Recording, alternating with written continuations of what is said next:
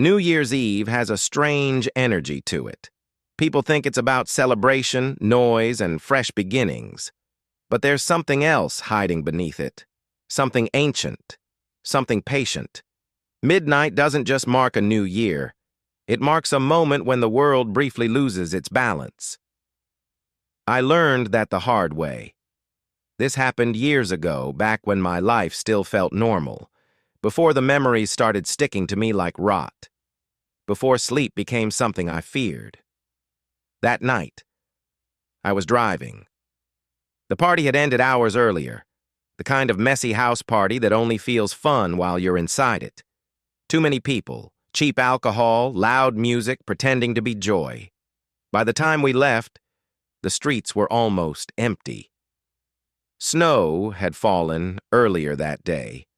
Not the soft kind that looks pretty in photos. This was the icy kind. The kind that turns roads into glass and makes every turn feel like a gamble.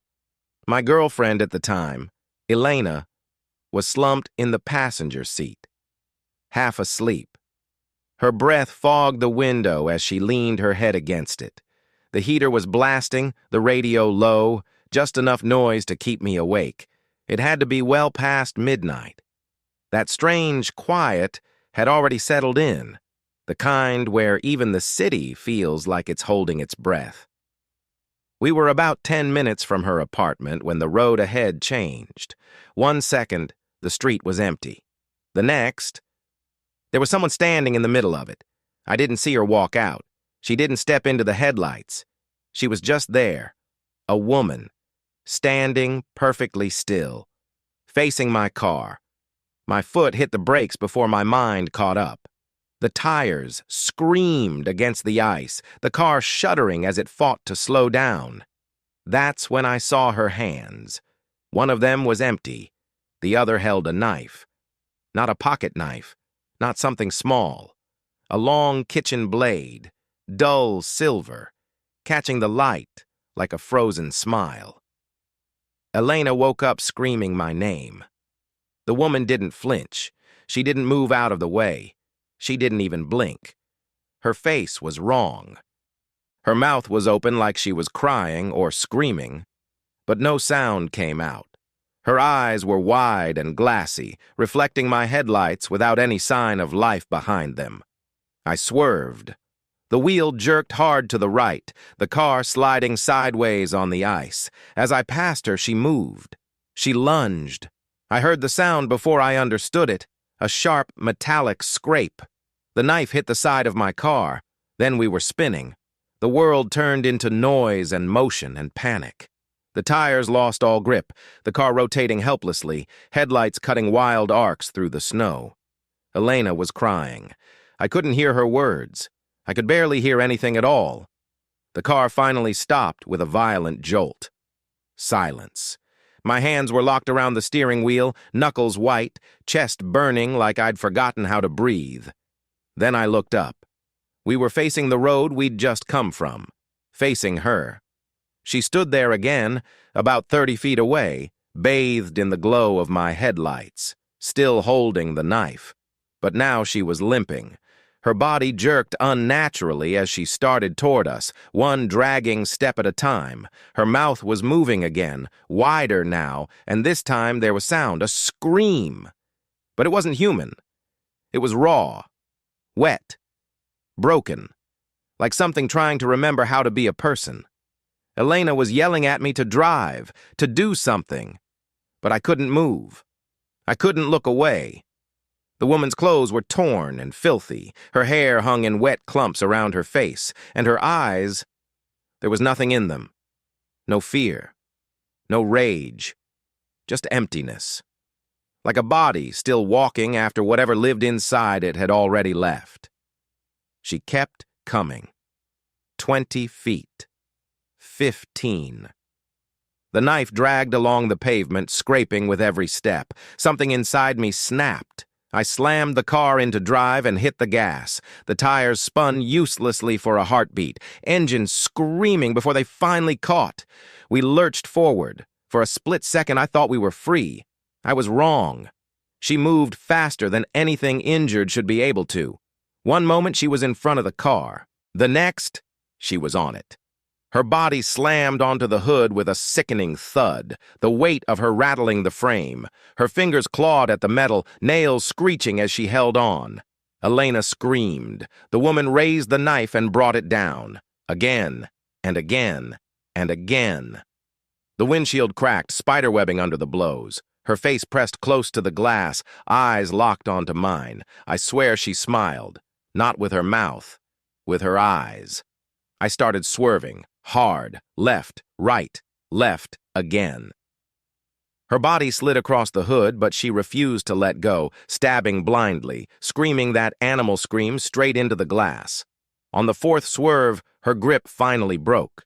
I watched her roll off the hood and slam into the road, her body twisting unnaturally before sliding into the shoulder.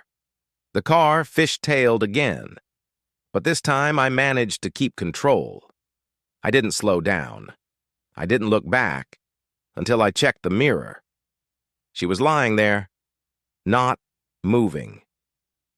The road swallowed her as we drove away. Neither of us spoke for a long time.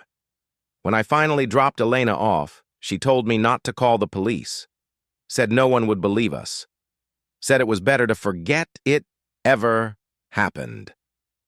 So I tried. But forgetting doesn't work when something follows you out of the dark, because months later I started seeing her again, not on the road, in reflections, in windows, standing very still, waiting. I told myself it was over. That's what people do after something unexplainable. They put it in a box, label it trauma, and shove it into the darkest corner of their mind. I convinced myself the woman was real, mentally ill, drunk, desperate, anything human, anything that didn't involve the word paranormal. But the nights that followed refused to let me lie. It started small, reflections. I'd be brushing my teeth and catch movement behind me in the mirror, only to turn around and find nothing. I'd see a shape standing at the far end of a hallway reflected in dark windows, but when I looked directly, empty space. Always the same posture, still, waiting. Elena and I broke up a few months later. We didn't fight about that night, not directly. She just didn't want to talk about it, ever. And the more I tried to understand what happened, the more distant she became. She moved on fast. I didn't. The dreams began after the breakup. I'd be driving the same road again and again, the snow falling endlessly, the headlights cutting through darkness. But this time, when the woman appeared, she wasn't holding a knife. She was holding me. My own face stared back at me from her hands, eyes empty, mouth open in a silent scream. I'd wake up choking, heart pounding, convinced something was standing beside my bed. One night I finally saw her clearly. I was wide awake. It was past midnight, New Year's Eve, exactly 1 year later. I hadn't planned it that way.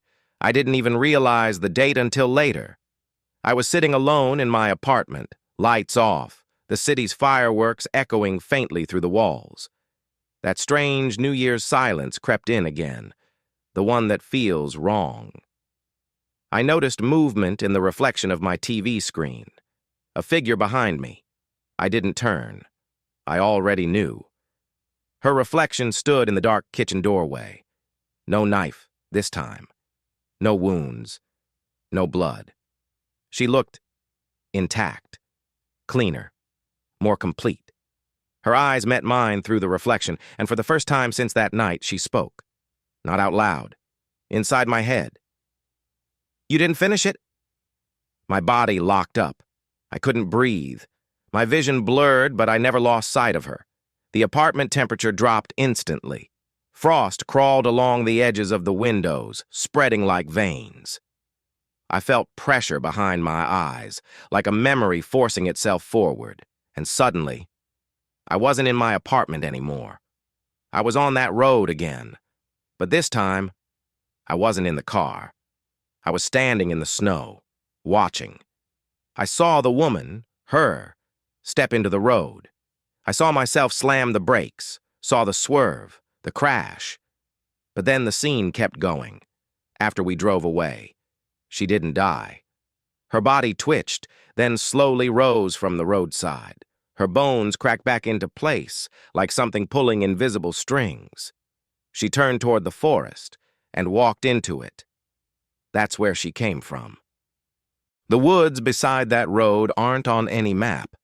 They're older than the town, older than the road, older than the idea of years ending and beginning. People disappear there. They always have. She wasn't human anymore. Not fully. She was something caught between moments, between deaths, between years. A threshold thing. New Year's Eve is when it hunts, when time is thin enough to tear. She doesn't kill everyone. She only chooses the ones who see her, the ones who swerve, the ones who don't finish what fate started. The vision snapped. I was back in my apartment, collapsed on the floor. The kitchen doorway was empty. The frost melted instantly, leaving nothing behind. Except one thing. Knife marks. Deep scratches on the inside of my front door. From the inside. I didn't sleep that night. At sunrise, I drove back to that road. The snow was fresh, untouched. The forest stood silent, watching. I don't know what I expected to find. But as I stood there, something shifted. A presence. Not in front of me. Behind me. I felt her breath against my ear. "Next year," she whispered. I didn't turn around. I got in my car and drove. That was years ago.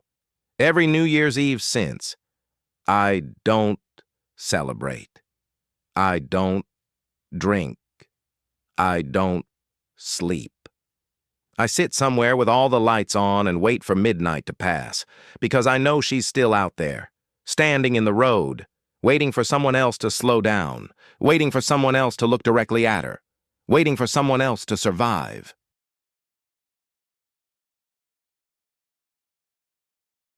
There are moments in life that feel insignificant while they're happening. A conversation, a name, a face in a crowd.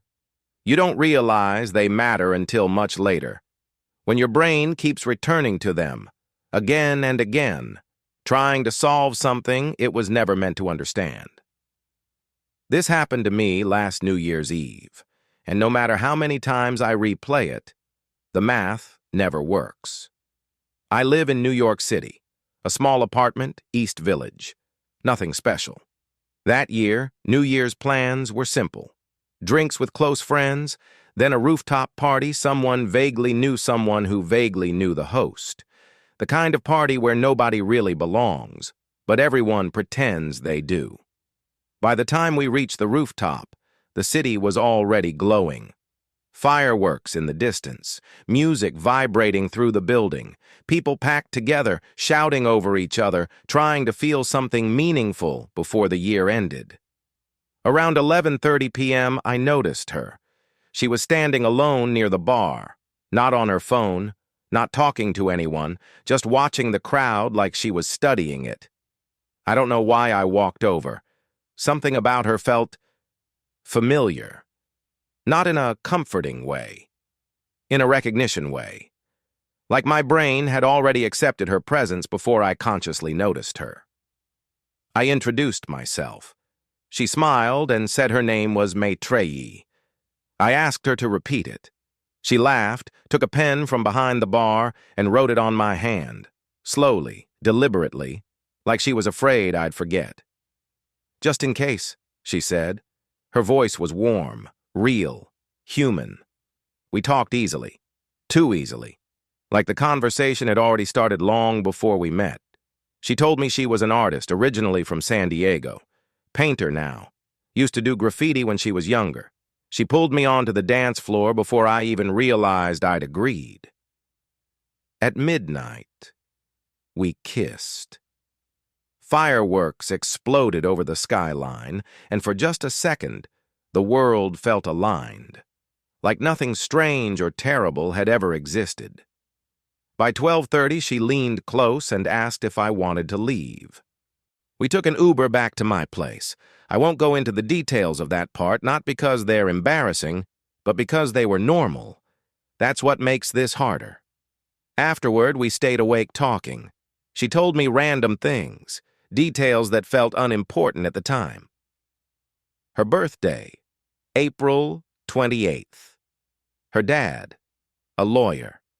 Her cats, Mia and Cosmo, her best friend, from a tiny town in Germany I couldn't pronounce. I remember these things clearly because they stuck in my head unnaturally, like my brain was being forced to memorize them. At some point, she said her clothes smelled like smoke and alcohol. I threw them in the wash and gave her one of my shirts to sleep in. We fell asleep together. When I woke up, she was gone. At first, I didn't panic. People leave after hookups. It happens. No drama. Then I noticed the door. My apartment door only locks from the outside with a key. No auto lock, no tricks. The deadbolt was still locked, meaning one of two things had to be true. Either she never left, or she left in a way that wasn't possible. I searched the apartment. Bedroom, bathroom, kitchen, closet. Nothing. The windows were still locked, barely opening a few inches. No fire escape access. No second exit. Her clothes were gone from the dryer. The shirt I lent her was gone too. She had been there, but she wasn't anymore. I stood in the middle of my apartment, suddenly aware of how quiet it was. No city noise. No footsteps from neighbors. Just silence. That's when I realized something worse. I never got her number. No last name, no social media, no contact information of any kind. She had slipped into my life and out of it without leaving a single trace, except my memory. The rest of the day felt wrong, like I was lagging behind reality by half a second. I kept replaying our conversations, terrified I'd forget the details. That afternoon, I felt a sudden, overwhelming urge to call my best friend, Garrett. He lives in Hong Kong. We hadn't planned to talk. I just needed to hear his voice. When he picked up, we did the usual catch-up. Work, life, New Year's. But something was off. Eventually, he admitted he was bummed. He told me he'd met a girl the night before. They hit it off. She went back to his place, and she left in the morning without saying goodbye. No number. No contact. I laughed, not because it was funny, because my stomach dropped. I told him the same thing had happened to me. He paused. Then he said her name. Maitreyi. The room felt suddenly very cold. I asked him to describe her. Every detail matched. Her birthday, her hometown, her cats, her art. I interrupted him and asked one last question. Did she spell her name for you? He went silent, then quietly said yes. Garrett sent me photos. It was her, the exact same girl. And then the time difference hit us. Hong Kong is 13 hours ahead of New York. He met her at 11 p.m. on December 31st, his time. I met her at 11:30 p.m. on December 31st, my time. There is no flight fast enough to make that possible. There's no explanation that makes it real. And yet, we both remember her, clearly, vividly, as if she had never left. Garrett and I stayed on the phone for hours. We went over every detail again and again, hoping, praying we'd find something that didn't line up, some small inconsistency that would let us dismiss the whole thing as coincidence. There wasn't one. Every memory overlapped too cleanly. The way she laughed before answering questions. The way she tilted her head when listening. The way she traced circles on the back of a glass when she was thinking. Even the things we hadn't talked about matched. She left both of us without saying goodbye. She took the shirt we lent her. She vanished from locked apartments. Garrett tried to joke about it at first, said maybe she was running some kind of elaborate scam. But his voice kept cracking, and neither of us laughed. Finally, he said something that made my skin crawl. She told me she doesn't like New Year's. Same. She said it's when time feels thin, I replied quietly. There was a long pause. Then he asked, "Did she ask you what you were afraid of?" Yes. At the time, it had felt like a playful question. She'd asked it while lying in bed, staring at the ceiling, her voice almost curious. I told her I was afraid of waking up one day and realizing my life had gone in the wrong direction. Garrett swallowed audibly. I told her I'm afraid of being forgotten. We didn't say anything for a while after that. Eventually, Garrett confessed something he hadn't told me before. When he woke up that morning, he found something written on his bathroom mirror from the inside. Fogged glass traced by a finger. A date, April 28th. Her birthday. I checked my apartment. There was nothing written anywhere, at least that's what I thought, until I noticed the back of my hand. The ink from her name had faded, except for one thing. The last letter was darker than the rest, pressed deeper into my skin, almost like a bruise. Over the next few weeks, Garrett and I tried to find her.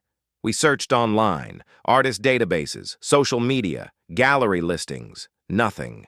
No painter from San Diego named Maitreyi. No one with her face. No one with her story. It was like she'd never existed outside of that night. Except, Garrett found something. An old news article from Hong Kong, dated April 28, 1999. A woman with the same name died in a ferry accident. Early 20s. Art student. Body never recovered. The article included a grainy photo.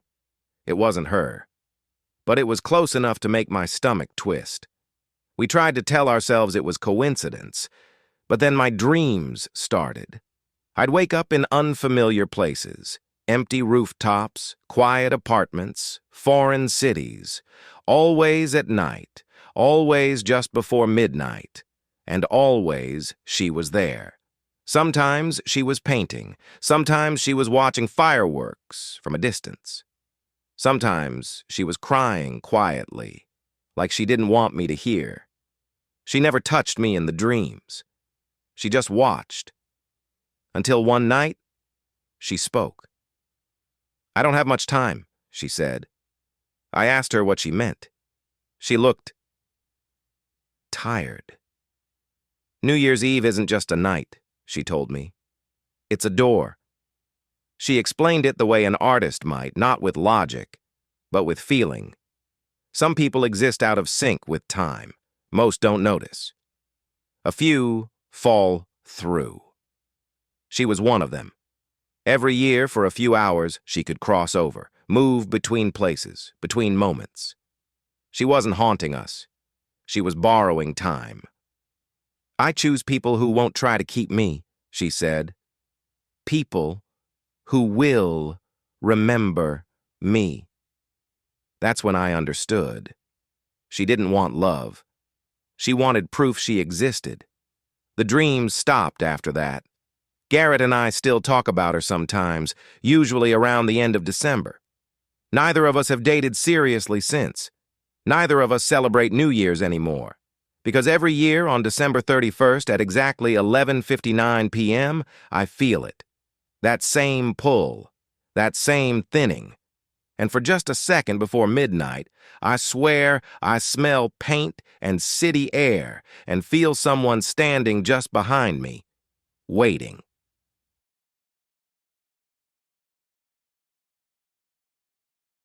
Some families pass down jewelry. Some pass down money.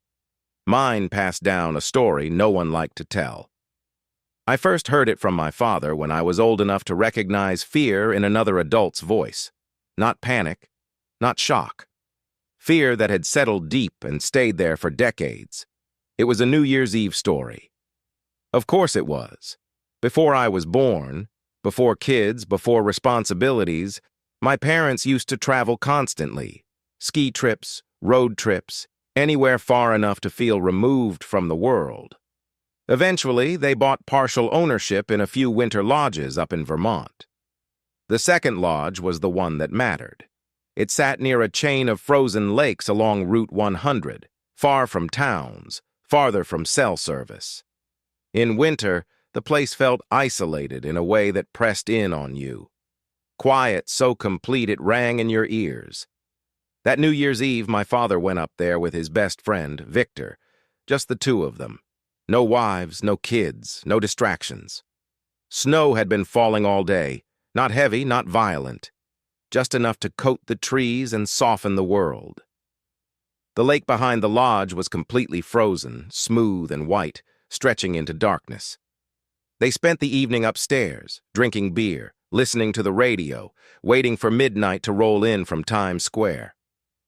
Through the tall windows, the lake reflected moonlight like glass. My father said it was peaceful, too peaceful. Just before midnight, the light appeared. Not in the sky. From the far side of the lake. A sudden flash. Brilliant, white-blue, silent. So bright it washed out the world for a split second. My father's first thought was fireworks. Victor stood up slowly, squinting toward the window. That didn't come from above, he said. They waited. Nothing. Then the light flashed again. Same place. Same silence. That's when Victor said he saw movement. A shape on the ice. At first, my father refused to believe it. There were no houses on that side of the lake, no roads, no trails, just forest stretching for miles. But then my father saw it too, a small figure, standing alone on the frozen lake. A child. The radio crackled as midnight approached, but neither of them were listening anymore. Victor was already pulling on his coat, saying someone could be hurt. My father followed him out onto the deck, the cold biting instantly. That's when they heard the voice, a boy's voice, thin, weak, calling for help. The sound echoed strangely across the ice, distorted, like it was coming from everywhere and nowhere at once. The lake had been frozen solid for months. There was no danger of falling through. They didn't hesitate. They stepped onto the ice and started walking. The figure became clearer as they got closer. Definitely a child. Small. Still. But something was wrong. The boy wasn't shivering. Wasn't moving. Wasn't waving. He just stood there, facing them. Then the light exploded again. Brighter than before. My father said it felt like someone had shoved a camera flash directly into his eyes. He dropped to his knees, hands over his face, vision burning white. When he could see again. The child was gone. The lake was empty. No footprints, no cracks, just smooth, untouched ice. That's when panic set in. They turned back toward the lodge, and Victor froze. He pointed at the house. "There," he whispered, "in the window." My father looked. At first, he saw nothing. Then, movement. A small shape, standing in the upstairs window, watching them, a child. The same height, same silhouette. But this time, the boy was inside the house. My father grabbed Victor's arm and they ran. They burst through the back door, slammed it shut, locked it. Every room was empty, every window closed, every door locked from the inside. There was no sign anyone had been there. They didn't talk about it. They just went to bed, lights on, radios playing softly to drown out the silence. My father woke twice that night. Both times he heard a child laughing, not screaming, not crying, laughing, soft, close, inside the house. My father said neither of them slept after that. They lay in their separate rooms, fully clothed, listening to the house settle. Every creak sounded deliberate. Every gust of wind felt too close. The laughter never came again, but the silence that replaced it was worse. At sunrise, they packed up without speaking and left the lodge behind. They didn't stop for breakfast. They didn't joke about what they'd seen. They didn't try to explain it. They just drove. For years, the story stayed buried. The lodge was sold shortly afterward.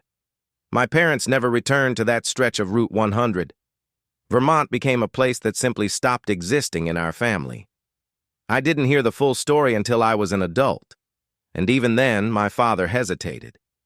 He only told me because something similar had happened again. This time, to me. I was spending New Year's Eve alone, years later, driving through Vermont for work. I didn't even realize I'd taken the same route until the trees began to thin and the lake appeared beside the road, frozen, perfectly smooth. A sudden sense of dread washed over me. I pulled over without knowing why.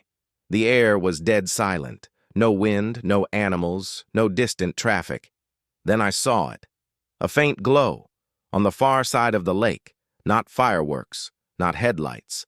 A soft, pulsing light rising slowly from the ice itself.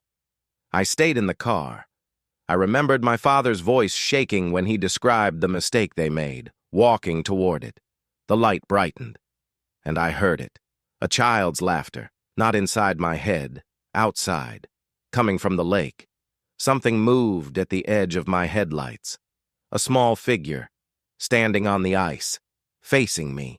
It raised one hand and pointed, not toward me, but toward the trees behind the lodge that no longer stood there.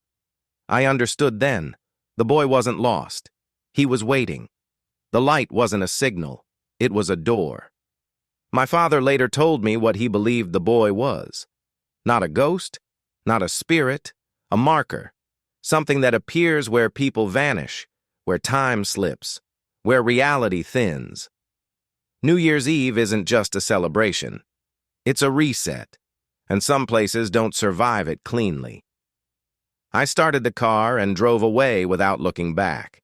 The laughter followed me for miles, fading slowly, like something disappointed. I've since learned others have seen it too. Always on New Year's Eve, always near frozen water, always accompanied by light with no source. Some people stop. Some people go closer. Some never come back. My father was right about one thing. That lake was never frozen. Not really.